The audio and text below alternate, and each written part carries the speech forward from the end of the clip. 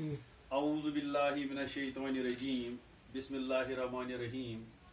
इसी रोज़ शब में उलझ के न रह जा, इसी रोज़ शब में उलझ के न रह जा कि तेरे ज़मां व मकान और भी हैं। अजीज तलबा व तालिबात, अस्सलामु अलैकुम। आज जिस लेसन का मैंने इंतखाब किया है, ये अपनी हायर सेकेंडरी के 11वें और 12वें जमात के तलबा व तालिबात के लिए कंबाइनली एक लेसन मैंने चुना है, और जो है रमूज अवकात, या जिसको हम अंग्रेजी में प्रिंसिपल मार्क्स ऑफ पंक्चुएशन के नाम से पुकारते हैं। तो ये रमूज अवकात और ये या प्रिंसिपल मार्क्स ऑफ पंक्चुएशन क्या होते हैं। अक्सर देखा जाता है कि तलबा में आजकल के इस जमाने में तलबा व तालिबात को लिखने में वो इन चीज़ों का बिल्कुल ख्याल नहीं रखते हैं, क्योंकि ये बहुत ही इबारत को लिखने के दौरान इन चीज़ों का ख्याल रखा जाता है और रखा जाना भी चाहिए। तो ये प्रिंसिपल मार्क्स ऑफ पंक्चुएशन या रमूज अवकात क्या हैं? रमूज अवकात उन अलामात का नाम है जो एक जुमले को दूसरे जुमले से या किसी जुमले के एक हिस्से को दूसरे हिस्सों से इसलिए अलग करती हैं कि जुमलों की बनावट, उनकी सही तरतीब और मतलब वाज़ह हो सके। तो ये रमूज अवकात क्या हैं? सबसे पहले जो चीज है वो है वक्फ कामिल, जिसको अंग्रेजी में फुल स्टॉप कहा जाता है। तो ये मैं अभी आपको इनके अलामात भी दिखाऊंगा। तो इसी तरह से दूसरा स्टेप है वक्फ खफीफ, यानी जिसको अंग्रेजी में कामा कहते हैं। इसी तरह से तीसरा स्टेप जो है वो है वक्फा, यानी उल्टा कामा और उसके नीचे एक नुक्ता डाला जाता है, सेमीकोलन इंग्लिश में। और इसी तरह से एक और निशानी है रायबता, जिसको कोलन कहा जाता है। इसी तरह से है अलामत ताजुब या तासुफ, जिसको अंग्रेजी में हम लिखते हैं नोट ऑफ एक्सक्लेमेशन। और इसके बाद अलामत तफसीला है, जिसको अंग्रेजी में हम लिखते हैं कोलन डैश। और इसी तरह से है अलामत नुकात या जंजीरा हाइफन।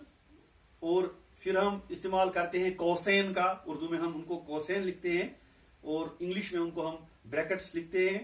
और इसी के बाद वावेन है, यानी उल्टा कामा। जब कोई यूनिवर्सल ट्रूथ होता है या कोई कोटेशन होती है तो उसको हम उल्टे कामाज में लिखते हैं और उसको इंग्लिश में लिखा जाता है इन्वर्टेड कामाज। और इसी तरह से जब शायर का नाम आता है, कलमी नाम आता है उसका, तो उसके ऊपर हम एक निशानी डालते हैं और उसको हम उर्दू में अलामत बात कहते हैं, लेकिन इंग्लिश में इसका हम इस्तेमाल नहीं करते हैं। तो इसी तरह से एक और निशानी है खती ज़ीरीन, जिसको हम अंग्रेजी में अंडरलाइन कहते हैं। तो मैं आपको थोड़ा समझाने के लिए आप यहां पर देखिए, ये मैंने यहां पे लिखा है वक्फ कामिल फुल स्टॉप, और इस तरह से इसको लिखा जाता है, या इसको खत्मा भी कहते हैं उर्दू में। इसी तरह से है वक्फ खफीफ कामा, ये देखिए उल्टा लिखा जाता है इसको, या इंग्लिश में इसको उल्टा नहीं लिखा जाता है। इसी तरह से वक्फा सेमीकोलन, रायबता कोलन, अलामत इस्तेफाम नोट ऑफ इंट्रागेशन, अलामत ताजुब या तासुब नोट ऑफ एक्सक्लेमेशन, अलामत तफसीला कोलन डैश, अलामत नुकात या जंजीरा हाइफन, कौसैन जो मैंने आपको भी समझाया था ब्रैकेट्स। और इसी तरह से वावेन इन्वर्टेड कामाज, अलामत बत, यानी जिसको इंग्लिश में हम इस्तेमाल नहीं करते हैं बल्कि उर्दू में इसका इस्तेमाल किया जाता है। कोई किसी शायर का कलमी नाम, तो कलमी नाम के ऊपर हम ये अलामत डालते हैं और इसको उर्दू में अलामत बात कहते हैं। और इसी तरह से खती ज़ीरीन अंडरलाइंस। तो ये हम न सिर्फ इसको अंग्रेजी में इस्तेमाल किया जाता है, बल्कि उर्दू इबारत को लिखने के दौरान हमें इन चीजों का ख्याल रखना चाहिए कि कहां पर हम किन अलामात का इस्तेमाल करेंगे। तो मैं आपको समझाने के लिए यहां पे मैं आपको ये एक पैराग्राफ आपके सामने पेश करूंगा تو کس طرح سے آپ یہاں پر ان علامات کا استعمال کریں گے. تو وہ اس طرح سے ہے، پیراگراف اس طرح سے ہے، وہ تو بہت ذہین اور سمجھدار اور با اخلاق ہیں. چونکہ یہ سینٹینس ہے، مکمل ہوا، تو یہاں پر ہم وقف کامل یا ختمہ یا جس کو ہم انگریزی میں فل سٹاپ استعمال کہتے ہیں، تو اس کو ہم یہاں پر استعمال کر سکتے ہیں. وہ تو بہت ذہین اور سمجھدار اور با اخلاق ہیں. فل سٹاپ یا وقف کامل یا ختمہ. تو اس کے بعد فل سٹاپ کے بعد دن رات، دن رات. اس کے بعد ہم کاما استعمال کر سکتے ہیں، وقف خفیف. پھر صبح شام، تنہائی یا محفل، کسی بھی حالت میں وہ اخلاق اور سچائی کا دامن ہاتھ سے نہیں چھوڑتے. تو سینٹینس مکمل ہوا، تو یہاں پر ہمیں وقف کامل یا ختمہ یا انگریزی میں جب اس کو ہم کہتے ہیں فل سٹاپ، اس کا استعمال کر سکتے ہیں. اور لازمی کرنا ہے، یہاں پہ ہمیں فل سٹاپ لگانی ہے، یہاں پہ ہمیں وقف کامل یا ختمہ لگانا ہے. تو فل سٹاپ کے بعد پھر سینٹینس شروع ہوتا ہے، جملہ شروع ہوتا ہے. ان میں سے کچھ مشہور ہستیاں یہ ہیں، ان میں سے کچھ مشہور ہستیاں یہ ہیں: اقبال، کبیر اور رام دیو وغیرہ، یا مرزا اسداللہ خان غالب کہتے ہیں. تو یہاں پر جو شعراء کا یہ نام جو آیا، قلمی نام، ایک تو ہوا جس طرح سے علامہ اقبال، ان کا اصلی نام تھا محمد اقبال، تو انہوں نے اقبال تخلص رکھا تھا، قلمی نام رکھا تھا. تو اس کے اوپر ہم اس علامت کو استعمال کر سکتے ہیں. یہ دیکھیے آپ اس علامت کو، اور اس کو علامت بت کہتے ہیں. تو یہاں پر اقبال، کبیر، رام دیو یا وغیرہ پر اس نشانی کا، یعنی اس کا استعمال کر سکتے ہیں، اور اس کو ہم کہتے ہیں علامت بت. تو اس کے بعد مشہور ہستیاں یہ ہیں جو ہم نے لکھا، کبیر اور رام دیو وغیرہ کہتے ہیں. چونکہ یہ مشہور ہستیاں ہیں، مشہور شخصیات ہیں، انہوں نے انسانیت کے بارے میں کیا لکھا ہے، تو چونکہ یہ انہوں نے کہا ہے، اس کو ہم انورٹیڈ کاماز میں، اس کو ہم انورٹیڈ کاماز میں رکھ سکتے ہیں. واوین، جن کو ہم انگریزی میں، اردو میں ان کو ہم واوین کے نام سے پکارتے ہیں. تو ہم شروع کریں گے فل سٹاپ کے بعد انورٹیڈ کاماز. انورٹیڈ کاماز، یہ دیکھیے آپ، واوین، انورٹیڈ کاماز، ان کا ہم استعمال کریں گے پہلے. تو انہوں نے کیا لکھا ہے؟ انسانیت کی حفاظت سب سے بڑا دھرم ہے. انسانیت کی حفاظت سب سے بڑا دھرم ہے. چونکہ یہ یونیورسل ٹروتھ ہے، تو یہاں پر ہم انورٹیڈ کاماز کو کلوز کر سکتے ہیں، اور انورٹیڈ کاماز میں ہی ہم واوین میں ہی ان کا جو یہ کہنا ہے، اس کو ہم بند کر سکتے ہیں. تو اس کے بعد لیکن کیا ہم اس پر عمل کرتے ہیں؟ تو یہاں پر ایک سوال ہے.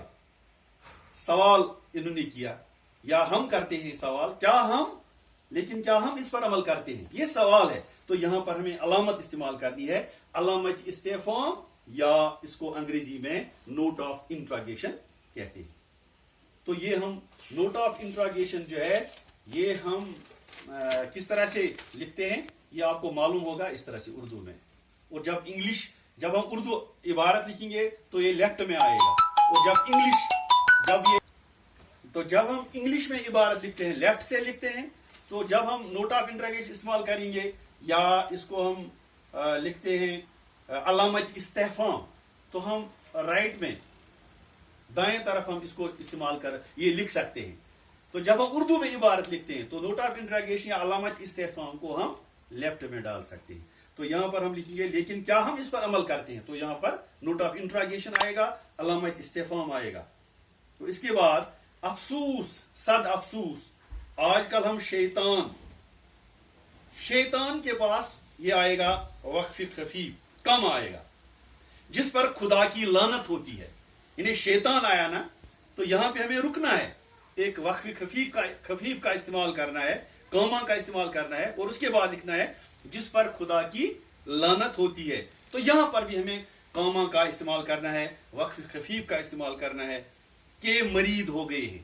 تو اس کے بعد فل سٹاپ استعمال کرنا ہے. تو اسی طرح سے جب ہم کوئی بھی عبارت لکھیں گے، मजमून लिखेंगे या कोई और पैराग्राफ लिखेंगे तो उसको लिखने के दौरान हमें इन अलामात का, इन रमूज अवकात का, या जो हम कहेंगे इंग्लिश में इससे कहते हैं प्रिंसिपल मार्क्स ऑफ पंक्चुएशन, इनका ख्याल रखना जरूरी है। तब ही ये इबारत, ये पैराग्राफ सही और अच्छी सूरत में होगा जब हम इन रमूज अवकात का या प्रिंसिपल मार्क्स ऑफ पंक्चुएशन का सही तरीके से इस्तेमाल करेंगे। और जबान को मंजर आम पर लाने के लिए, इसको सही अंदाज में लिखने के लिए हमें इन चीजों का देखना जरूरी होता है। तो आज मैंने कंबाइनली ये 11th क्लास और 12th क्लास के तालिबात के लिए ये लेसन मुंतखब किया था। मुझे उम्मीद है कि आप इससे मुस्तफीद हुए होंगे और आगे भी हम ये लेसन जो है दूसरे इस प्रेस्क्राइब्ड सिलेबस के मुताबिक हम ये लेसन जो हैं ये आपको देते रहेंगे। बाकी शुक्रिया।